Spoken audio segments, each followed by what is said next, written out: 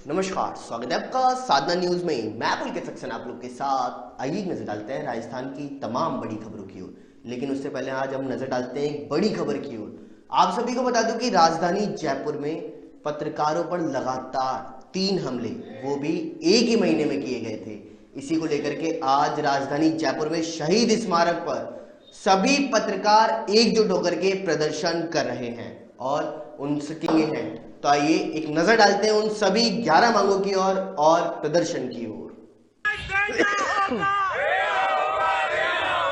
अभिषेक भाई को न्याय देना होगा, देना होगा, देना होगा। अभिषेक भाई को न्याय देना होगा, देना होगा, देना होगा। पत्रकारों पर निरंतर हो रहे हमलों व पत्रकारों को आए दिन मिलने वाली धमकियों के विरोध में पत्रकार सुरक्षा कानून की मांग को लेकर के पीरियोडिकल प्रेस ऑफ इंडिया के बैनर तले आज पुलिस कमिश्नरेट के सामने शहीद स्मारक पर शांतिपूर्ण सांकेतिक धरना दिया गया है। इसी को लेकर के पत्रकारों की 11 सूत्रीय मांगे हैं। आइए हम आपको बताते हैं कि 11 सूत्रीय मांगे क्या हैं। पहली है, पत्रकार सुरक्षा कानून राज्य सरकार तुरंत प्रभाव से लागू करे। साथ ही हमले में मृतक पत्रकार अभिषेक सोनी के सभी हमलावरों को गिरफ्तार कर कठोर सजा दिलाई जाए। वहीं मृतक पत्रकार अभिषेक के परिजनों को 1 करोड़ रुपए एवं एक सदस्य को सरकारी नौकरी दी जाए। साथ ही साथ वरिष्ठ पत्रकार सन्नी अत्रे को जान से मार देने की धमकी देने वालों मामलों में जांच कर आरोपी को गिरफ्तार किया जाए। साथ ही वरिष्ठ फोटो जर्नलिस्ट गिरधारी पालीवाल के साथ हुई मारपीट मामले में आरोपियों के खिलाफ संगीन धाराओं में मामला दर्ज कर उचित कानूनी कार्रवाई की जाए। साथ ही डिजिटल मीडिया के बढ़ते प्रभाव को देखते हुए इसे सरकारी मान्यता भी दी जाए और गैर अधिस्वीकृति पत्रकारों के लिए मेडिकल डायरी के नियम में शिथिलता बरती जाए। साथ ही गैर अधिस्वीकृति पत्रकारों के लिए भी पेंशन सुविधाएं शुरू की जाए। साथ ही साथ ग्रामीण इलाकों में रहने वाले पत्रकारों को जिला मुख्यालय तक आवागमन हेतु निःशुल्क रोडवेज बस सुविधा उपलब्ध कराई जाए। वहीं पत्रकारों के होनहार बच्चों के लिए राज्य सरकार की ओर से निःशुल्क शिक्षा भी उपलब्ध कराई जाए। साथ ही साथ पत्रकारों के प्रोत्साहन हेतु राज्य सरकार की तरफ से विशेष पुरस्कार देने की योजना भी शुरू की जाए। सुरक्षा के ऊपर जो सरकार ने मांग रखी है उसके लिए इस धरने के ऊपर संगठन का मैं पत्रकारों का पूरा समर्थन देता हूँ हमारे संगठन की तरफ से, और आशा करता हूँ कि सरकार जायज मांगे सारी सुने और इनकी जितनी भी पीड़ा है उनको समझे और उसके पर कोई प्रतिवेदन देके उसके ऊपर फल दे।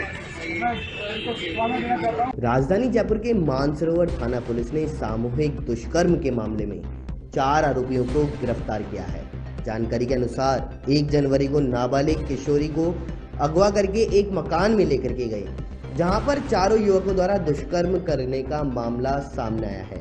इस मामले में मानसरोवर पुलिस ने 4 आरोपियों को गिरफ्तार किया है, जबकि एक अन्य आरोपी की तलाश अभी भी जारी है।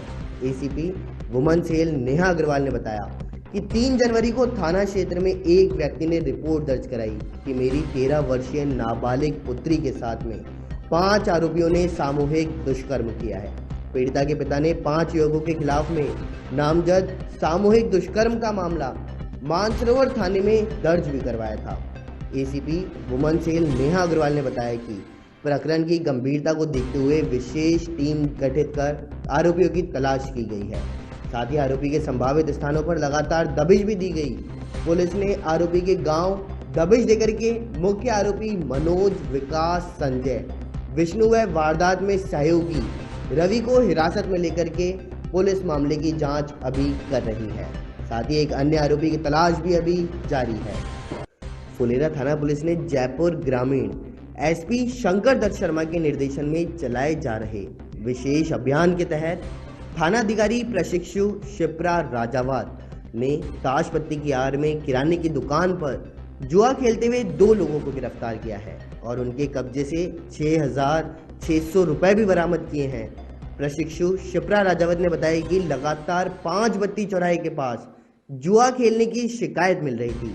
इसी पर मुखबिर की सूचना पर मयंक किराना स्टोर पर दबिश दी तो वहां कुछ लोग जुआ खेलते हुए मिले। पुलिस को देखकर के कुछ लोग भागने में सफल भी हो गए, तो वहीं पुलिस ने 2 लोगों को गिरफ्तार कर लिया है। आपको बता दूं कि आरपीएस शिप्रा राजावत लगातार अवैध शराब के साथ साथ अवैध गतिविधियों पर ताबड़तोड़ कार्रवाई कर रही है। इस क्षेत्र में अवैध कार्य करने वालों पर खलबली भी मची हुई है। रेलवे द्वारा ट्रेनों के संचालन से जुड़े रोजाना नए आदेश जारी किए जा रहे हैं। कभी आदेश ट्रेनों के समय में बदलाव से जुड़ा होता है तो कभी संचालन अवधि से जुड़ा होता है। रेलवे जीरो टाइम टेबल के साथ जारी करने की बजाय टुकड़ों में जारी कर रहा है। शुक्रवार को रेलवे ने जयपुर के यात्रियों को कुंभ में भेजने के लिए 3 ट्रेनों को शुरू करने का आदेश किया है।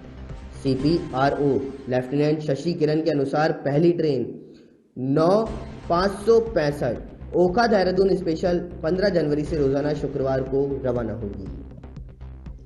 जोधपुर शहर की कायालीन झील में लापता स्पेशल फोर्स के कैप्टन अंकित गुप्ता का शव अभी तक नहीं मिल पाया है। एयरफोर्स और सेना के 150 जवान शुक्रवार से लगातार सर्च ऑपरेशन कर रहे हैं, लेकिन अभी तक कोई सफलता हाथ नहीं लगी है। शव की तलाश करने के लिए शनिवार को दिल्ली से स्पेशल टीमों को भी बुलाया गया। स्पेशल फोर्स के कमांडोज के साथ कैप्टन अंकित गुप्ता ने शुक्रवार दोपहर कायलाना झील में हेलीकॉप्टर से झील में छलांग लगाई थी। इसके बाद 3 जवान तो झील से बाहर निकल गए, लेकिन कैप्टन अंकित गुप्ता का कोई भी सुराग नहीं मिला है। उसके बाद से सेना, एयरफोर्स और पुलिस के साथ सर्च ऑपरेशन कर कैप्टन अंकित गुप्ता की तलाश अभी जारी है। प्रदेश के अंदर अब बर्ड फ्लू तेजी से फैलने लगा है। शुक्रवार को भी प्रदेश के 5 और जिलों में बर्ड फ्लू की पुष्टि हुई है। इसके अलावा रणथंभौर नेशनल पार्क के नजदीक भी कौ में वायरस की पुष्टि की गई है। बीते 24 घंटे में जिन जिलों के सैंपल पॉजिटिव आए हैं उनमें हनुमानगढ़, जैसलमेर, पाली, बांसवाड़ा और दौसा शामिल है। पहली बार एक साथ 5 जिलों में वायरस की पुष्टि की गई है। चिंता यह भी है कि प्रदेश के 33 में से 30 जिलों में पक्षी मृत पाए गए हैं। इनके सैंपल भी भेजे गए और रिपोर्ट का इंतजार है, लेकिन पशुपालन विभाग इन्हें प्रभावित जिले मान रहा है। अब तक कौ में ही बर्ड फ्लू के केस मिल रहे थे, लेकिन अब प्रवासी पक्षियों में भी बर्ड फ्लू का वायरस मिल रहा है। हालांकि राहत की बात तो यह है कि राजस्थान में अब तक मुर्गियों में बर्ड फ्लू नहीं मिला। राजस्थान के मुख्यमंत्री अशोक गहलोत ने 3 नए कृषि कानूनों के खिलाफ में प्रदर्शन कर रहे किसानों एवं केंद्र सरकार के बीच 8वें दौर की बातचीत के बेनतीजा रहने के बाद कहा कि अगली बैठक के लिए 7 दिन बाद का समय दिया जाना प्रधानमंत्री नरेंद्र मोदी के नेतृत्व वाली केंद्र सरकार की संवेदनशीलता की पराकाष्ठा को दिखाता है। इसके साथ ही गहलोत ने उम्मीद जताई कि उच्चतम न्यायालय इस मामले में जल्द सुनवाई का निर्णय करेगा। उल्लेखनीय है कि किसान संगठनों एवं केंद्र सरकार के बीच 8वें दौर की बातचीत शुक्रवार नई दिल्ली में हुई है, जो बेनतीजा रही। प्रदेश में शुक्रवार को कोरोना काल का सबसे दुखद संयोग हुआ है। 15 मई के बाद पहली बार कोरोना से किसी की भी जान नहीं गई। 1 माह पहले 8 दिसंबर को एक दिन में सर्वाधिक 20 मौतें हुई थी, लेकिन अब हम सुखद शून्य पर आ गए हैं। अब तक 2727 रोगियों की मौत हो चुकी है। शुक्रवार को नए रोगी भी पिछले दिन के 509 की तुलना में 38 कम यानी 471 ही मिले हैं। अब कुल संक्रमित 3,12,091 हो गए। इनमें से 3,01,962 लोग ठीक भी हो चुके हैं। एक्टिव केस 7,402 हैं। तो वहीं जून के बाद पहली बार जिलों में एक्टिव रोगी कम होने लगे हैं। 12 जिलों में शुक्रवार को एक साथ 100 से कम एक्टिव रोगी दिखे। एक दिन पहले तक 100 से कम एक्टिव रोगी वाले 2 जिले थे। शुक्रवार को भरतपुर में 28, बीकानेर में 46, चूरू में 94, दौसा में 86, धौलपुर में 26, हनुमानगढ़ में 85, सवाई माधोपुर में 77 और टोंक में 40 एक्टिव रोगी रह गए हैं।